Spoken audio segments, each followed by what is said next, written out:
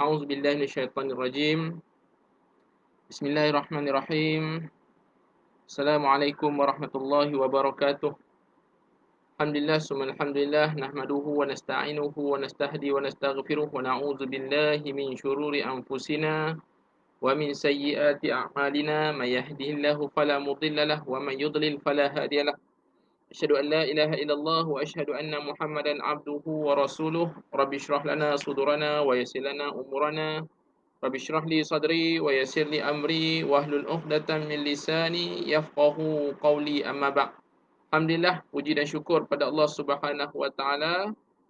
Tuan-tuan jangan tukar channel, masih lagi bersama Klinik Ngaji Quba Center, membicarakan tentang malam ini motivasi Islami kita, cuma mungkin background yang berlainan sikit pada malam ni. Ala kulli hal, tak ada apa-apa masalah. Cuma saya outstation sikit tuan-tuan dan puan yang dirahmati Allah. Okey, insya-Allah kita masih lagi dapat berkongsi dalam kitab Jadid Hayatak kita ini, ataupun kitab Perbaharuilah Kehidupan kita, karya Syekh Muhammad Al-Ghazali. Mudah-mudahan kita nak menggunakan sepenuh masa yang kita ada, yang Allah Subhanahu Wa Taala kurniakan kepada kita, untuk kita maksimumkan melakukan amal soleh, melakukan ketaatan, menambahkan hubungan yang baik dengan Allah Subhanahu Wa Taala, agar Allah Subhanahu Wa Taala bertambah redha dengan segala kehidupan yang kita alami ini. Baik, tuan-tuan dan puan yang dirahmati oleh Allah Subhanahu Wa Taala, ahlan wa sahlan, selamat datang bagi yang baru saja mengikuti kita. Saya harap suara saya jelas. Saya harap jelaslah untuk kita saling memahami pada malam ini.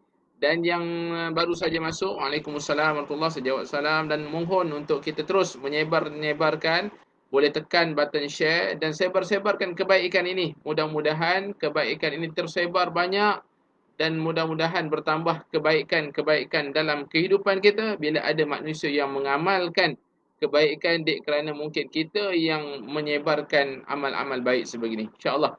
Apa khabar tuan-tuan dan puan yang dirahmati oleh Allah? Kita masih lagi membahaskan tentang pada bab yang kedua, seingat saya, yang kita bahaskan pada pada minggu yang lalu, pada bab menghadapi kesulitan dengan keteguhan dan kesedaran. Berhadapan dengan, kita tahu, kehidupan dengan ujian adalah dua perkara yang cukup sinonim. Ujian dan kehidupan tak dapat dipisahkan, tak dapat dielakkan. Setiap manusia itu akan berhadapan dengan bagaimana ujian demi ujian dalam kehidupannya. Tetapi bagaimana kaedah dia berhadapan dengan ujian, inilah yang perlu kita motivasikan dalam kehidupan kita. Bagaimana kaedah kita nak menghadapi ujian, sama ada ujian itu bersifat besar, atau ujian itu bersifat sederhana, atau ujian itu kecil. Bagaimana kita berhadapan dengan ujian-ujian dalam kehidupan ini. Kita masih lagi di bawah subtopik hadapi kesulitan dengan keteguhan dan kesedaran. Ini nak menghadapi ujian-ujian ini dengan keteguhan dan kesedaran. Diberikan tajuk yang kecil pada minggu yang lalu, tuan-tuan kalau ingat lagi, kita bahaskan tentang ada sifat ataupun ada kategori sifat-sifat manusia bila berhadapan dengan ujian. Ada manusia yang bila berhadapan dengan ujian melarikan diri dengan ujian tersebut. Ada manusia yang berhadapan dengan ujian cuba untuk mengambil remeh, ataupun cuba untuk apa istilahnya tuan-tuan, menyisih dan berusaha untuk mengelakkan. Ada manusia yang tetap tenang, tetap teguh, yang nak kita bincangkan pada malam ini. Diberikan tajuk kecilnya ialah tenang menghadapi perkara yang terjadi. Bagaimana respon kita untuk berhadapan dengan ujian-ujian daripada Allah Subhanahu Wa Taala? Bagaimana respon kita untuk berhadapan dengan hari esok, yang dalam mukadimah kitab ni kita sebut tentang ada manusia yang gelisah memikirkan hari esok, sebab hari esok mungkin ada timbul kekurangan, takut-takut diuji dengan lebih hebat dan sebagainya. Ya, manusia yang biasa, kita akan timbul kegelisahan, tapi jangan tenggelam. Ingat lagi tuan-tuan tajuk yang lepas, jangan terus tenggelam dalam kerisauan, sebab esok masih belum pasti, maka kita nak susun strategi yang terbaik. Alhamdulillah tuan-tuan dan puan yang baru saja mengikuti, kita nak masuk tajuk pada malam ini, tenang menghadapi perkara yang terjadi. Ahlan wa sahlan, selamat datang tuan-tuan dan puan, masuk dan sama-sama untuk kita teruskan share perkara-perkara yang baik sebegini. Baik. Tenang menghadapi perkara yang terjadi. Apa maksud tenang, tuan-tuan? kita bahaskan sedikit tentang tenang ini. Tenang pasti lawannya gopoh, tenang lawannya kekalutan, tenang lawannya kegelisahan. Ini antara lawan bagi sifat tenang. Hatta tuan-tuan kalau baca dalam penafsiran, beberapa penafsiran, ada satu kisah hadis yang diriwayatkan seorang sahabat bertemu dengan Nabi sallallahu alaihi wasallam dan Nabi menyebut Allah Subhanahu wa taala mencintai sahabat tersebut disebabkan ada dua sifat. Satunya sopan santun, saya lupa Allah Muhammad. Saya lupa nama sahabat tersebut. Tapi ketika dia bertemu dengan Nabi sallallahu alaihi wasallam, Nabi sallallahu alaihi wasallam sebut Allah cintakan dua sifat yang terdapat pada lelaki ini, kepada sahabat Nabi ini. Yang pertamanya sopan, kesopanan, yang keduanya ketenangan. Subhanallah. Rupanya sifat tenang ini sifat yang dicintai oleh Allah Subhanahu wa taala. Nak apa lagi dalam kehidupan kita? Bila ada sifat-sifat yang dicintai ni, kita nak ambil sifat ini supaya diserapkan dalam diri kita. Tenang itu sifat yang baik. Tenang itu kekalutan itu tidak baik. Kekalutan itu kegopohan itu pasti dalam hadis yang lain menyebut tentang tenang datangnya daripada ketenangan itu adalah panduan daripada Allah Subhanahu Wa Taala. Kegopohan itu daripada syaitan dan sebagainya. Supaya kita nak ajar dalam diri kita respon kepada ujian nak tenang walaupun timbul kegelisahan. Ya betul, setiap ujian bagi manusia yang normal pastinya ada sedih, tetapi pada minggu yang lalu kalau tuan-tuan ingat kita baca tentang hadis as-sabru 'inda sadmati ula. Sabar itu pada permulaan. Baik. Jom tuan-tuan kita lihat. Memang kudrat manusia membuatkannya merasa takut kehilangan apa yang disayangi dan dimilikinya. Lumrah. Kita mulakan dengan letakkan dalam diri kita lumrah. Manusia takut kehilangan, takut barang yang kita sayang itu pergi. Ini antara kegelisahan manusia. Normal, tak ada masalah. Tetapi disebutkan kepada kita, manusia juga pada dasarnya takut memikul beban yang berat atau masalah yang sulit sehingga seringkali langkah pertama yang terlintas dalam fikiran adalah lari dan menghindar. Lumrah manusia memikirkan beban yang besar, beratnya ujian, tak nak. Lumrah kita nak lari pada perkara tersebut. Ini disebut ni. Lari daripada masalah tersebut. Tetapi oleh sebab itu, keistimewaan manusia ditentukan oleh seberapa besar tekad dan semangatnya. Tetapi bila sesuatu ujian datang kepada kita, bila sesuatu yang kita kata rintangan dalam kehidupan itu datang kepada kita, masalah itu datang kepada kita, cabaran itu datang dalam hidup kita, adakah lari merupakan solusi yang terbaik? Pastinya tidak. Pastinya tidak. Sebab itu disebutkan kepada kita, keistimewaan manusia ditentukan oleh apa? Seberapa besar tekad dan semangatnya ketika menghadapi masalah atau pada saat kehilangannya. Macam mana kita berhadapan dengan kehilangan orang yang kita sayang? Macam mana perasaan kita ataupun tekad kita, semangat kita untuk menggalas sesuatu beban, masalah dan sebagainya. Ingat lagi tuan-tuan, Allah Subhanahu Wa Taala firman dalam surah Al-Baqarah, "Walanabluwannakum bisyai' minal khawf wal ju' wa naqsim minal amwal wal anfusi was samarat wa basyiris sabirin allazina idza asabatuhum musibatun qalu inna lillahi wa inna ilaihi raji'un." Ini Allah Subhanahu Wa Taala sebut. Tekad dan semangat ini lahirnya bila kita meletakkan, kita faham ayat ini, Allah menyebut tentang berita gembira bagi orang yang bersabar. Berita gembira orang yang bersabar.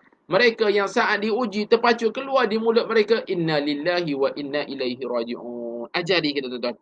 Saya ajar diri saya didik diri saya. Mudah-mudahan kita sama-sama mengamalkan, kuatkan semangat kita. Tuan-tuan kalau kita baca dalam buku-buku motivasi mungkin ada yang menyebut tentang besarkan kolam jiwa kita. Ini ayat Al-Fadhil Tuan Guru Ustaz Parul Joy kita yang menyebut tentang besarkan kolam jiwa. Dibuat satu ibarat, kalaulah kita menggunakan cawan, bila diletakkan garam, bila kita letakkan 2 sudu garam dalam satu cawan, pastinya masinnya akan terasa. Tapi kalau 2 sudu garam diletakkan pada satu bekas yang lebih besar, masinnya akan lebih kurang. Bila dibesarkan lagi. Dan dibuat perumpamaan, bila 2 sudu garam ataupun 3 sudu garam dimasukkan dalam bekas yang sangat besar, pastinya tidak terjejas. Diibaratkan seperti ujian pasti datang. Tetapi kalau kita kecilkan jiwa kita, kalau kecilkan semangat tekad kita, kemasinan maksudnya Kerumitan hidup itu pasti terasa. Kita seolah-olah merasakan seolah tak ada jalan keluar dalam kehidupan. Tapi kalau kita besarkan jiwa kita, ini yang disebutkan, besarkan tekad kita untuk berhadapan dengan ujian, yakin dan pasti. Melalui apa tuan-tuan? Keyakinan kita, la yukallifullahu nafsan illa wus'aha. Allah tak akan bebankan kita melainkan atas dasar kemampuan diri kita. Kita yakin dan pasti. Apa yang datang, pastinya atas kemampuan diri kita. Allah tak akan bebankan kita. Jalan keluar, inna ma'al usri yusra. Setiap susah akan ada kesenangan. Ini ayat-ayat yang membelai kita untuk motivasi, mendidik kita berhadapan dengan ujian-ujian Allah Subhanahu Wa Taala. Orang yang berjiwa besar akan menghadapi kehilangan dan kesulitan dengan sikap teguh, berani dan tidak mengeluh. Tengok tiga sifat disebut ni. Bila orang yang berjiwa besar menghadapi kehilangan, kesulitan, sikap teguh, berani dan tidak pernah mengeluh. Tuan-tuan dan puan-puan dirahmati Allah. Sedih ada tak? Normal. Manusia biasa. Sedih, gelisah, tapi tidak berpanjangan. Ini Syekh Muhammad Ghazali dah sebut lah. Tidak tenggelam. Dan tidak tenggelam dalam perasaan. Bila tenggelam dalam perasaan yang menyebabkan manusia itu seolah-olah merasakan inilah kali terakhir hidupnya, merasakan akhirnya tidak langsung melakukan apa-apa kebaikan dalam kehidupannya. Ini maka kita nak jadi manusia yang benar-benar memberikan manfaat kepada diri, besarkan kolam jiwa kita. Saya pakai istilah kolam tuan-tuan. Besarkan kolam jiwa kita. Supaya mudah-mudahan apa jua ujian yang datang, belai dengan ayat-ayat motivasi daripada Allah Subhanahu Wa Taala. Kemudian diberikan contoh kepada kita. Saya mengenali seorang lelaki yang kakinya harus dipotong setelah mengalami kemalangan. Ini kata Syekh Muhammad Ghazali. Saya menjenguk dan memberinya semangat. Dia orang yang pintar dan berpendidikan. Terlintas dalam fikiran akan saya katakan kepadanya, masyarakat tidak menginginkan anda menjadi pelari yang hebat ataupun peninju yang gagah. Mereka hanya mengharapkan pendapat, nasihat, pandangan dan pemikiran anda yang cemerlang, dan sampai saat ini anda tetap memiliki semua itu. Subhanallah. Satu, lihat Syekh Muhammad Ghazali.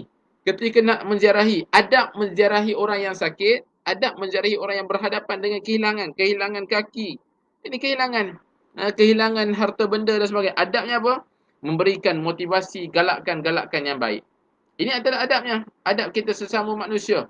Kita ziarah sahabat kita yang sedang diuji dengan kesakitan. Kita ziarah sahabat kita yang diuji dengan bila kakinya dipotong dan sebagainya. Adabnya memberikan motivasi yang baik. Memberikan kata-kata yang baik. Hatta Syekh Muhammad Ghazali sebutkan kepada kita, bila menziarahi rakannya, apa yang terlintas di pemikirannya, dia tahu kawannya bijak, kawannya pandai, kawannya berfikiran hebat. Tapi saat kakinya dipotong, apa yang nak dikeluarkan di mulutnya, Syekh Muhammad Ghazali kata, aku nak jumpa dia, aku nak sebut. Tak apa. Masyarakat bukannya nak lantik engkau sebagai seorang pelari yang hebat. Bukan. Biar tak baik di sini. Biar tak baik pada kaki, tapi baik pada pemikiran. Pemikiran masih lagi boleh berfikir. Pemikiran masih lagi waras. Pemikiran masih lagi boleh berguna untuk masyarakat. Manfaatkan yang atas.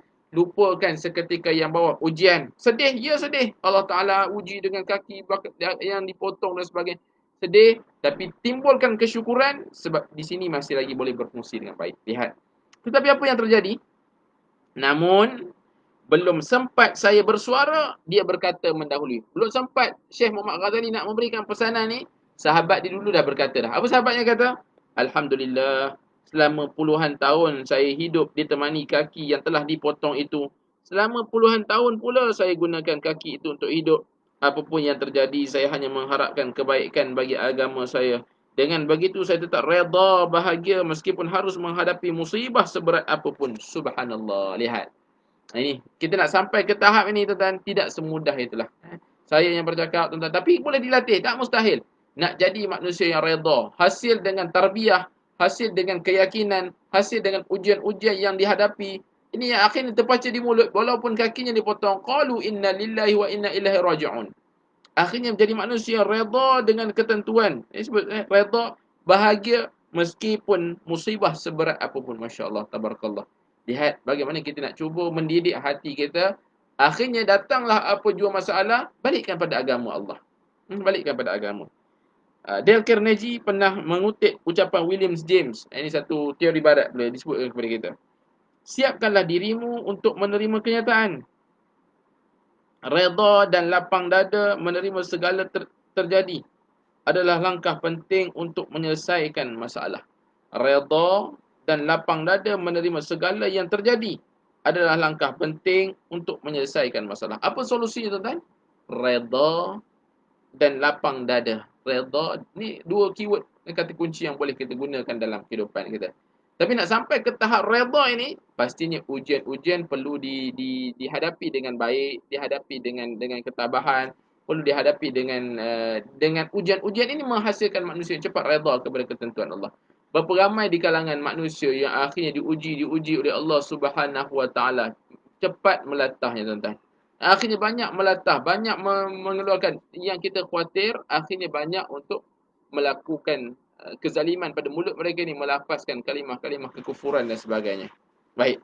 Pesan William James ini kemudian ditafsirkan oleh ahli falsafah Cina Lin Yutang. Tuan-tuan, ini banyak ahli falsafah kita ambil tadi ni, diambil daripada kawan Syekh Muhammad Ghazali sendiri, kemudian dinukilkan Dale Carnegie punya, kemudian dinukilkan falsafah Cina Lin Yutang begini. Kedamaian jiwa datang daripada keikhlasan menerima hal terburuk yang telah berlaku. Lihat, subhanallah. Kedamaian jiwa datang daripada mana? Keikhlasan menerima hal terburuk yang telah berlaku. Ni tuan-tuan boleh buat ayat ni, masukkan dalam WhatsApp status, kongsikan dalam Facebook dan sebagainya. Kedamaian jiwa tu, tenang tu datang daripada mana? Ikhlas menerima yang terburuk dalam apa yang telah berlaku. Subhanallah. Bila yang baik datang, kita mungkin mudah. Tapi bila yang buruk datang itu, nak mengajar ikhlaskan diri, menerima ketentuan itu, subhanallah. Ini tentang kehilangan. Manusia diuji, hilang harta benda, hilang orang yang tersayang, hilang pangkat dan jawatan. Kehilangan itu, kalau bagi manusia yang tidak dapat menerima ketentuan, akhirnya mulutnya bercakap dengan tidak baik, mula mencari. Tentang. Tapi manusia yang hebat, ikhlas menerima hal yang terburuk. Ikhlas, akhirnya tenang jiwanya. Dari sisi psikologi, keikhlasan menerima bererti apa? Melepaskan tenaga dari batasan-batasannya. Subhanallah. Ribuan orang menghancurkan hidup mereka dalam kemarahan, menolak menerima kenyataan pahit dan enggan menyelamatkan apa yang boleh diselamatkan. Akhirnya apa yang jadi, tuan-tuan? Kalau masih lagi memendam perasaan, timbul kemarahan, marah. Adakah kemarahan itu berbaloi? Menjadikan kehidupannya itu seolah-olah tidak berbaloi. Kalaulah nak menegakkan keadilan, tak ada masalah, tuan-tuan, boleh. Tapi yang menyebabkan, yang disebutkan ini, bila manusia itu terus dalam keadaan graf hidupnya semakin ke bawah. Graf hidupnya disebabkan apa? Bila kehilangan saja banyak marah-marahkan orang. Bila berlaku je kehilangan dan sebagainya, banyak tidak redha. Ini yang disebutkan. Ribuan orang menghancurkan hidup dengan kemarahan. Menolak menerima kenyataan yang pahit dan enggan menyelamatkan apa yang boleh diselamatkan. Sebenarnya bila marah sebagainya bukan menjadi solusi pun. Kalaulah dapat diselamatkan isu-isu tertentu, silakan buat. Tapi kalau kemarahan itu tidak mencari jalan penyelesaian, hanya marah saja, menyebabkan graf kehidupannya makin lama makin merudum. Akhirnya tidak digunakan sisa kehidupan itu dengan baik. Baik. Seharusnya apa yang mereka perlu buat? Kata falsafah Cina ini, seharusnya mereka memupuk harapan-harapan baru agar harapan-harapan baru akan tetapi memilih untuk sibuk memerangi masa lalu dan terus berteman dengan kegelisahan. Jangan begitu. Jangan berteman dengan kegelisahan. Mula mengorak langkah baru, mula mencari untuk apa yang kita sebutkan awal tadi ni. Nak tenang dalam menghadapi perkara yang terjadi, mula mengorak langkah baru, strategi baru. Kalau ini strategi ni tak boleh, kalau strategi ni menyebabkan ada kehilangan dan sebagainya, apa yang boleh kita buat? Kita rancang bisnes, tuan-tuan. Bisnes kita dah bertahun-tahun. Kita diuji dengan kehilangan. Bisnes kita makin merudum, bisnes kita lingkup, bisnes kita tak menjadi. Apa yang boleh kita lakukan? Adakah kita terus tenggelam dalam kegelisahan? Habislah hidup ni, dah tak ada apa dah. Atau bagaimana percaturan untuk kita susun semula percaturan? Sedih? Ya sedih. Ya gelisah. Tapi bagaimana nak mengatur semula kehidupan? Bangkit dan terus bangkit. Ini yang tidak yakin dan pasti. Kita tidak ditinggalkan oleh Allah Subhanahu Wa Taala. Dalam Islam. Ini disebut dalam Islam. Dalam Islam, apa solusinya? Dalam Islam, menyesali keburukan masa lalu dan menangisi kecelakaan yang telah terjadi adalah sikap kufur terhadap Allah Subhanahu Wa Taala. Ni kalau terlampau ni. Terlampau-lampau menyesali keburukan dahulu sehingga mulutnya mengatakan, kenapalah aku macam ni? Kenapa dia tak kena? Aku yang jaga solat, aku yang selalu dengar tazkirah, aku yang melazimi klinik ngaji Qubat Center ni, selalu datang mengaji dan sebagainya. Kenapa aku ni? Kenapa tak dia? Akhirnya tenggelam dalam kegelisahan, akhirnya menyalahkan takdir dan sebagainya. Ini disebut kufur terhadap Allah Subhanahu Wa Taala. Apa maksud kufur ini? mengingkari nikmat-nikmat Allah Subhanahu wa taala. Sedangkan Allah sebut apa? Wa in ta'uddu ni'matallahi la tuhsuha. Kamu cuba hitung nikmat Allah, pastinya tak terhitung nikmat-nikmat Allah Subhanahu wa taala. Tuan-tuan, Syekh Muhammad Ghazali sebutkan kepada kita tadi ni, bila nak ziarah orang yang sakit, kakinya hilang. Apa motivasinya? Kaki hilang tak apa, sebab pemikiran masih ada. Lihat bagaimana Syekh Muhammad Ghazali nak mengajar kita sebenarnya. Bila kita baca perkara ini, bila satu diuji oleh Allah Subhanahu Wa Taala, jangan pandang hanya pada satu sisi, sedangkan ada sisi-sisi lain yang perlu disyukuri supaya kita tidak menjadi manusia yang kufur kepada Allah Subhanahu Wa Taala. Baik. Dalam surah Ali Imran disebutkan ayat 156, wahai orang beriman, janganlah seperti orang kafir yang berkata pada saudara-saudaranya apabila mengadakan perjalanan di bumi atau berperang, sekiranya mereka tetap bersama kita, tentu mereka tidak akan mati dan tidak terbunuh. Itu kerana Allah hendak menimbulkan rasa penyesalan di hati mereka. Allah menghidupkan dan mematikan, dan Allah Maha melihat apa yang kamu kerjakan. Subhanallah. Allah dah rakamkan dalam Quran.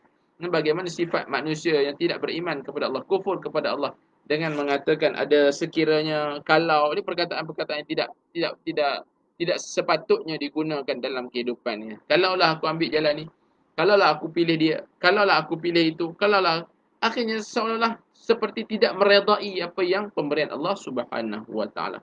Senada dengan makna ayat di atas, seorang penyair bersenandung, tuan-tuan. Seperti mana yang saya sebut awal dulu dalam kitab Jadid Hayatak ni, banyak Syekh Muhammad Ghazali nukilkan. Ada syair-syair yang baik, ada teori-teori daripada Dale Carnegie, daripada barat, daripada falsafah motivasi Cina yang baik, disulami dengan ayat-ayat Quran dan Islam yang sama-sama boleh kita ambil manfaat.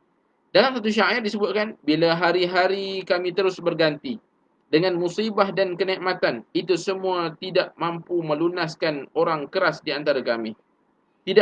Itu semua tetap tidak mampu melunakkan orang keras di antara kami. Subhanallah. Hari-hari terus berganti, musibah dan kenikmatan, itu semua tidak mampu melunakkan orang keras di antara kami. Tidak pula mengalahkan kami untuk berbuat yang tidak patut. Kami akan bersabar atas penderitaan yang menimpa diri kami. Kami akan tetap memikul apa yang tidak mampu dipikul. Dengan kesabaran yang baik, kami terus menjaga diri. Kami pelihara harapan-harapan yang lurus dan murni.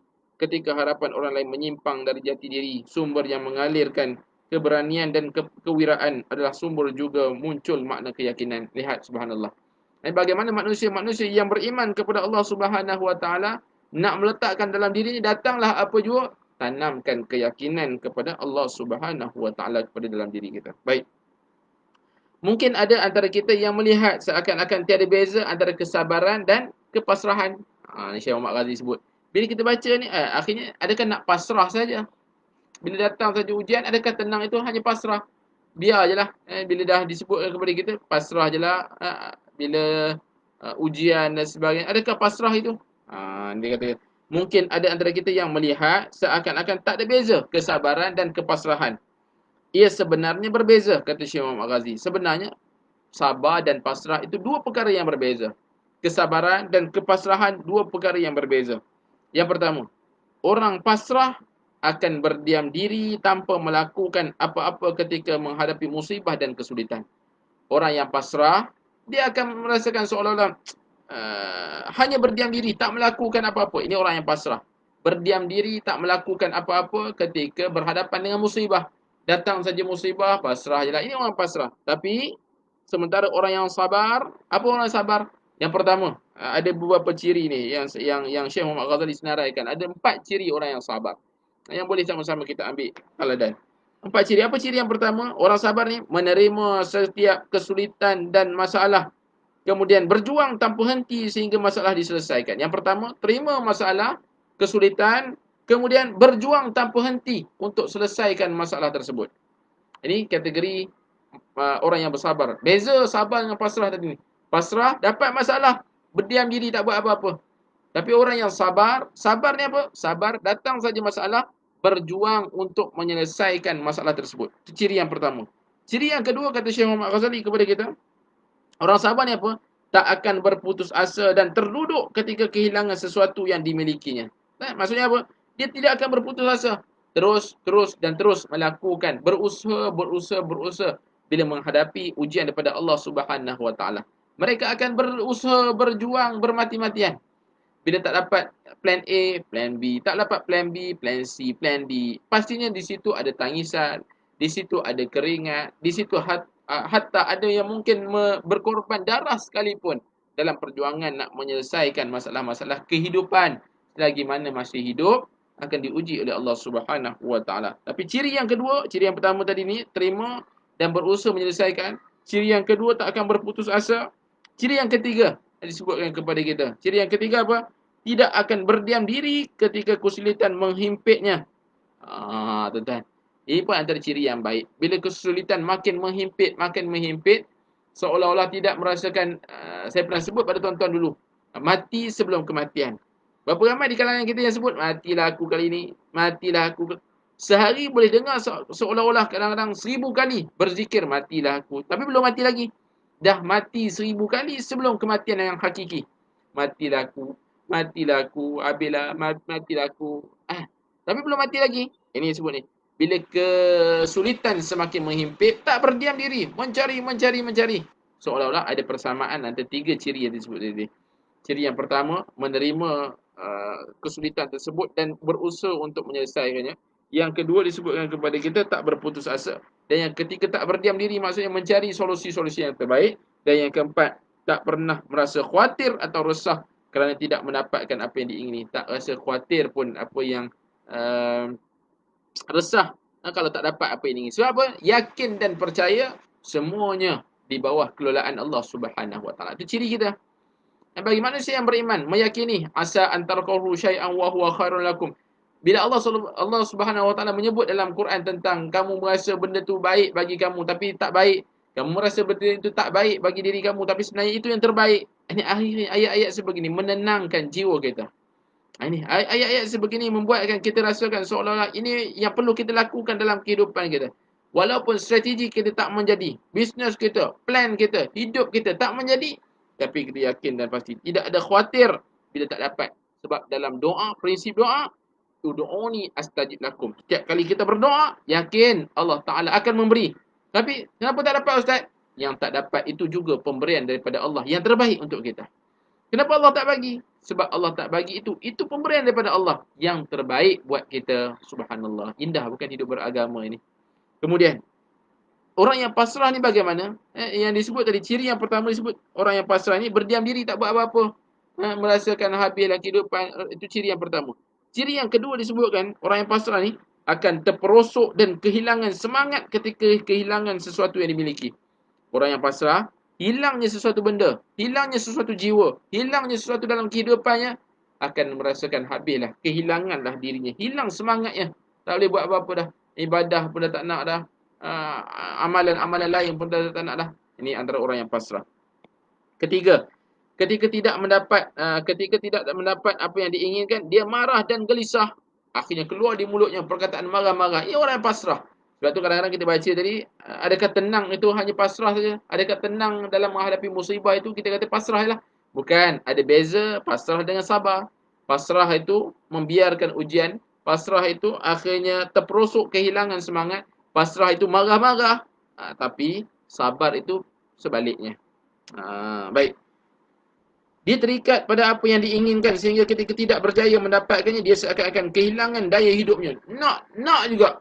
Bila dah tak dapat dah usaha macam mana, pusing-pusing, bila tak dapat, akhirnya mula menyalahkan, mulutnya mula marah-marah, tak nak buat perancangan lain lah. Nak yang itu je, tak dapat, memang tak boleh. Akhirnya manusia ini yang ditafsirkan sebagai manusia yang pasrah berhadapan dengan masalah-masalah. Baik. Dia seakan-akan kehilangan daya hidupnya, rasa terikat pada sesuatu yang dimiliki dan obsesi mendapatkan sesuatu yang belum dimiliki adalah tanda lemahnya iman. Rasa terikat, seolah-olah dia nak sangat keinginan itu sedangkan dah suka dah. Akhirnya tak memanfaatkan harinya, hidup tenggelam dalam kesedihan, keresahan saja.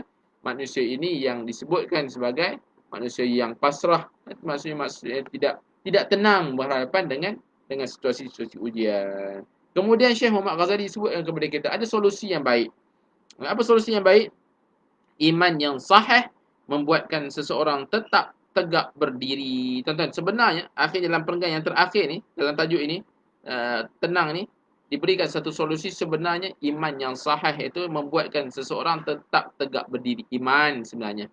solusi yang terbaik itu adalah iman. Dengan iman akan membuatkan seseorang tetap tegak berdiri. Apa maksud iman, tuan-tuan? Ini sekadar kita ambil selingan sekejap. Apa yang dimaksudkan dengan iman? Apa yang dimaksudkan dengan iman? Iman yang sahih yang membuatkan seseorang tetap tegak berdiri. Bila kita sebut iman, pastinya akan terlintas di pemikiran kita keyakinan, perkataan dan perbuatan. Iman tidak lari daripada tiga perkara ini. Iman tidak lari daripada perkataan kita mengaku, tidak lari daripada tidak lari daripada keyakinan dalaman kita. Dan iman juga perlu diterjemahkan, maksudnya amal-amalan, perbuatan-perbuatan. Sebab itu kalau kita baca karya-karya ulama, disebutkan tentang iman, qaul wal amal, perkataan dan perbuatan. Perbuatan apa yang kita yakini, maka kita akan berkata, kita akan melakukan. Sebab dengan iman akan menghasilkan cinta kerana Allah, dengan iman akan menghasilkan benci kerana Allah Subhanahu Wa Taala. Ini disebut dalam hadis Nabi sallallahu alaihi wasallam. Cinta kerana Allah, benci kerana Allah sebahagian daripada iman. Akhirnya iman yang sahih, kata Syekh Muhammad Ghazali, membuatkan seseorang tetap tegak berdiri, tidak sekadar mengikut ke mana angin berhembus dan tidak runtuh oleh apa-apa goncangan. Solusinya, tuan-tuan, tetapkan keimanan kita. Rupa-rupanya pusing, itu. Ini yang perlu dipasakkan dalam hati kita sebenar-benarnya. Walaupun ini mungkin salah satu, tapi ini yang perlu dipasakkan awal-awal.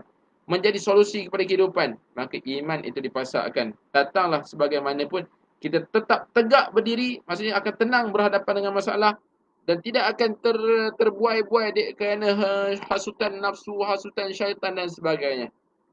Baik. Apabila diperhatikan orang yang tidak goncang atau putus asa ketika ditimpa musibah, kita akan melihat bahawa setiap kesulitan menimpa, mereka selalu memandang kepada kebaikan pada setiap kehilangan dan selalu berusaha mencari hikmah. Wujud tak manusia begini? Ada. Kita nak jadi manusia yang sebegini, tuan-tuan. Manusia yang ketika melihat musibah, melihat kepada kesulitan, mereka melihat ada kebaikan di sisi itu. Allahu Akbar. Bila lihat kepada sesuatu kehilangan, bila lihat kepada sesuatu musibah, lihat kepada sisi kebaikan. Ini akhirnya menjadikan diri tenang. Bila ada musibah, pastinya ada kebaikan, pastinya ada hikmah, pastinya ada kebaikan yang Allah Subhanahu Wa Taala nak berikan kepada kita. Akhirnya timbul ketenangan demi ketenangan ni. Disebutkan kepada kita ni. Sikap dan perilaku seperti itu memungkinkan mereka selalu mendapat menempuh kegelapan. Sikap seperti inilah yang menjadikan kita, kalau kita bersikap sebegini, menjadikan kita manusia yang hebat. Manusia yang mampu untuk mengendalikan kehidupannya dalam erti kata berkarya dengan karya yang hebat, sebab dapat mengendalikan dalam ruang lingkup syariah, dalam ruang lingkup yang diperhatikan oleh Allah Subhanahu Wa Taala. Baik. Seberat apapun beban dan masalah menghimpit, mereka selalu melihat ada peluang untuk keluar sebagai pemenang. Subhanallah. Seberat apapun beban, masalah yang menghimpit, mereka melihat ada peluang untuk keluar sebagai pemenang. Berat macam mana pun ujian ni yang saya sebut awal tadi, la yukallifullahu nafsan illa wus'aha. Allah tak akan bebankan kepada kita melainkan atas kemampuan diri kita. Beban yang berat macam mana sekalipun, yakin di hujungnya kita akan keluar sebagai pemenang. Bila Allah menguji kita, bila Allah menguji seorang manusia itu, yakin dan percaya. La yukallifullahu nafsan illa wus'aha. Inna ma'al usri yusra, kata Allah Subhanahu Wa Taala dalam Quran. Ayat-ayat sebegini akhirnya menenangkan diri kita buat seketika untuk terus merencanakan rancangan-rancangan untuk kita tenang menghadapi perkara yang terjadi dalam kehidupan kita. Bukankah akhirnya menjadikan kita manusia yang bersabar, menjadikan manusia yang nak mencapai redha dengan mudah. Kita baca tadi ni, solusinya adalah redha, ikhlaskan hati. Baca mudah, tuan-tuan, baca mudah. Tapi saat berhadapan dengan situasi, ini memerlukan ilmu dan juga hasil tarbiyah yang jadi ni. Hatta saya yang bercakap sekalipun, bagaimana untuk tenang berhadapan dengan kehilangan, untuk berhadapan dengan musibah, berhadapan dengan perkara-perkara yang diuji oleh Allah Subhanahu Wa Taala sebegini. Tuan-tuan, selesai satu bab kecil tentang tenang menghadapi perkara yang terjadi. Boleh kita sambung sikit lagi, tuan-tuan, InsyaAllah kita sambung sikit lagi nanti. Saya ambil sikit masa, tuan-tuan, sebagai mukadimah awal lah. Mungkin minggu hadapan lah kita akan masuk secara lengkap tentang menganggap remeh. Tajuknya menganggap remeh. Menganggap remeh. Sebab ada manusia dalam hidup ini, ada orang yang selalu menganggap remeh dan ringan segala sesuatu. Kita akan jumpa Ada manusia yang selalu menganggap remeh kehidupannya, menganggap remeh masalah-masalah yang datang. Menganggap remeh ni hatta tak berbuat apa-apa keputusan dalam hidupnya. Membiarkan seolah-olah ikut je lah, apa nak jadi je lah. Akhirnya hidupnya tidak mampu memberikan impak yang terbaik. Hidupnya tidak mampu memberikan kesan yang terbaik. Hidupnya tidak menjadi orang yang luar biasa mencari redha Allah Subhanahu Wa Taala. Tujuan kita baca kitab ni tuan-tuan, kita nak perbaharui tekad kehidupan kita untuk kita jadi manusia yang luar biasa mengejar redha Allah. Itu je. Bagi saya yang membaca yang kita kongsikan ni, hasrat kita nak menjadi manusia yang melazimi mendengar motivasi-motivasi daripada Allah Subhanahu Wa Taala, ayat-ayat Allah ini, ayat-ayat hadis-hadis Nabi SAW dan juga motivasi-motivasi para ulama ini untuk kita perbaharui tekad kita. Rupanya kehidupan ini indah diuji oleh Allah Subhanahu Wa Taala sebab kita yakin di hujung sana kita akan keluar sebagai pemenang yang hebat dalam mencari redha Allah Subhanahu Wa Taala. InsyaAllah kalau ada kesempatan waktu pada minggu hadapan, saya kira sebab tajuk ini pun ada satu dua muka surat juga sebelum kita masuk kepada bab yang lain. Bab tentang tajuk kecil menganggap remeh, masih lagi dalam bab besarnya hadapi kesulitan dengan keteguhan dan kesegat, dan menghadapi kesulitan dengan penuh keteguhan dan kesedaran. Ada kategori manusia yang menganggap remeh kehidupannya. Nanti pada minggu hadapan insya-Allah ada kesempatan masa kita akan sama-sama telusuri. Insya-Allah tuan-tuan. Setakat ini dahulu pada malam ini. Moga-moga bermanfaat untuk diri saya yang membaca dan berkongsi. Mudah-mudahan bermanfaat juga bagi tuan-tuan dan puan-puan yang mendengar, yang sedang mengikuti secara langsung ataupun yang dah lepas. Boleh tuan-tuan boleh saling berkongsi, boleh tolong teks rakan-rakan, boleh kongsi-kongsikan di semua medium yang ada. Mudah-mudahan Allah Subhanahu Wa Taala memberikan kebaikan kepada kita, menambahkan lagi amalan kita, menambahkan lagi kebaikan dalam klinik Ngaji Kubat Center ini. Banyak lagi kuliah-kuliah yang baik. Mudah-mudahan Allah Subhanahu Wa Taala memberkati kehidupan kita. Terima kasih atas perhatian semua. Mohon maaf atas kekhilafan bicara. Aqulu qawli hadza wa astaghfirullahal azim li wa lakum. Wassalamualaikum warahmatullahi wabarakatuh.